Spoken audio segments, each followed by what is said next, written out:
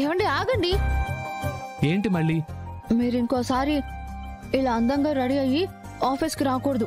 నువ్వెవరు నాకా మాట చెప్పడానికి? నేను మీ భార్యను. నాకు ఆ మాత్రం జలస్ ఉండకూడదా? నువ్వు జెలస్ ఫీల్ అవుతావో చింతపండు పులుసు అవుతావో ఐ డోంట్ కేర్. నేనెప్పుడు ఎలా ఉంటానో ఇక ముందు ఎప్పుడు అలాగే ఉంటాను.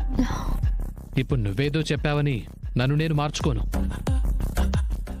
అయినా భార్య భార్య అని నీకు నువ్వే తెగ ఫీల్ అయితే సరిపోతుందా? నా భార్య అని నేను ఫీల్ అయితేనే నా ఫీలింగ్కి విలువ ఉంటుంది. చూడండి, మీరు ఇలాంటి మాటలు ఎన్ని మాట్లాడినా మన బంధాన్ని ఎవరూ మార్చలేరు. 1 monthలో చేసిన ఛాలెంజ్ను ఓడిపోతే ఆ ఓటమే అన్నిటినీ మారుస్తుంది. నేను ఓడిపోను, ఎక్కడికి వెళ్ళిపోను. అలాంటి ఆశలు ఏం పెట్టుకోకండి.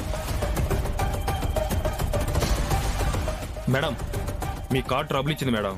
మీరేమనుకోకపోతే ఇవాళకి వేరే వెహికల్ అరేంజ్ చేస్తాను మేడం. ఓకేనా మేడం? పర్వాలేదండి. అయినా వేరే వాళ్ళ కారు ఎందుకండి?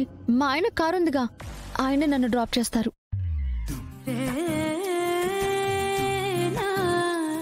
ఏంటి, నేను డ్రాప్ చేయాలా? ఏంటండి, ఇందాక ఒక అమ్మాయి కింద పడబోతుంటే ఠాకునెల్లి పట్టేసుకున్నారు. మరి నన్ను డ్రాప్ చేయమంటే మాత్రం ఏదో పాపం చేస్తున్నట్టు ఎక్స్ప్రెషన్ మారుస్తారే. మీరు మీ సాయాన్ని పరస్త్రీలకి తప్ప భార్య అనే స్త్రీకి చెయ్యరా ఏంటి?